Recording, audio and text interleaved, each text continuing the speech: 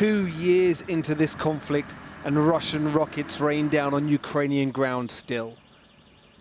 This is a nation outgunned and desperate. Its very survival, Ukraine says, dependent on decisions being made 5,000 miles away. Some say, well, we have to deal with our border first. The Ukrainian-Russian border is our border.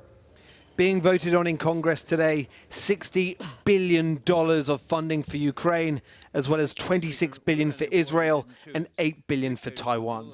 For Republicans loyal to Donald Trump, though, it's time to turn their backs on international intervention.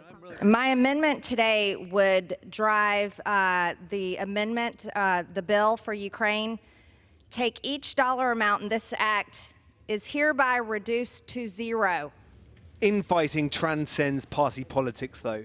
Funding for Israel is opposed by left-wing Democrats, enraged by what they call a human rights catastrophe in Gaza. So getting to today has taken months, and a plan by Speaker of the House, Republican Mike Johnson, to split each portion of funding into separate bills, giving all the opportunity to vote against provisions they oppose. This is the best possible product that we can get under these circumstances. This is a speaker, though, with a paper-thin majority and a handful of opponents from his own party who have threatened to push for his removal should today's votes go ahead. Votes possibly reliant on Democrats to pass. Well, the vote is just underway now, and despite the controversies and tough words we just heard, is expected to go through.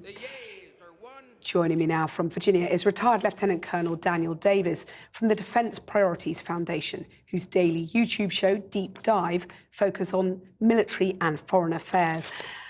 Lieutenant Colonel Daniel Davis, Marjorie Taylor Greene talks about America last. Do you have any sympathy with her? I mean, do you think Congress has got this right or wrong?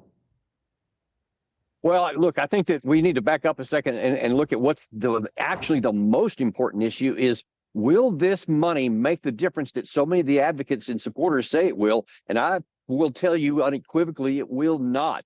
The big problem for Ukraine is not another $60 billion, which is frankly very small in terms of the overall need. It's a manpower issue for Ukraine. And the other side of the equation is the growing capability on the Russian side. And this money will not change that any. So many, like J.D. Vance, the senator on the Senate side of the Republican Party, he wrote a piece in the New York Times last week which laid out the math problem that there's not enough capacity. Even if you get the money, you're not going to have the number of artillery shells, interceptor missiles for air defense, et cetera. So people are going to be disappointed even if this passes. And I suspect it probably will pass, but then there's going to come the harsh wake up when the things actually start manifesting on the battlefield. But isn't it the job of Ukraine's Western allies to solve that math problem that you set out, redouble their efforts to defeat Putin? Well, see, the problem is it's not about will even. It's about physical capacity. You can't make the artillery shells any faster than we are right now. You can't make the interceptor missiles faster than we can right now. Russia, on the other hand, is. So it's really not even a matter of desire. It's a matter of physical capacity. So we can't do it. So Putin wins then? Well, that's what I've been arguing. I mean, when you take the emotions out of it, there is no rational path to Ukraine victory. Right now, there's not even a rational path to hanging on to what they have.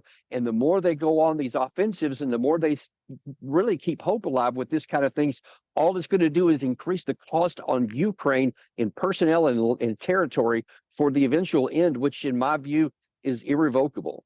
Well, in that case, isn't Putin destined to march through Europe, to use the words of the House Speaker, Mike Johnson? Yeah. No, he is dead wrong on that. And there is no capacity on his side to continue to go forward. You don't have to look any further than the victories that Russia's had in the last year or so over Bakhmut, over Avdiivka, and the difficulty they're having right now in Chasiv Yar. These are all small towns or villages, and it's taken him a lot of time and, all of his capacity just to get this part of the territory so far. The idea that he could go into Western Europe is just nonsensical. It physically can't do it. He doesn't have the logistics capacity. He doesn't have the air capacity, and he can't go on an attack into a 32-member alliance unless the thing goes nuclear, as evidenced by the fact that more than 2 years, he's only been able to get about 20% of one country that has no military alliances or even an air force for any matter. So he can't do it no matter how people, even if he wanted to, Right. he can't do it. And that should be, helpful to understand. So where should US priorities lie now? I mean, is it still a blank check to Israel, for example? Should the US refocus on the threat from China? What's your view? Yeah, there shouldn't be a blank check to Israel for many reasons, not the least of which was one of those segment you just aired before this one here. But what we should do is to acknowledge reality. I know nobody wants Ukraine to lose. Everybody in the West wants Russia to lose. But the fact is, on the ground, it's just not going to happen. So what we should do then is do the best we can to help Ukraine hang on to what it has and simultaneously doing the best to negotiate an end. That is the most humane and moral thing we can do. Lieutenant Colonel Daniel Davis, thank you very much for joining us.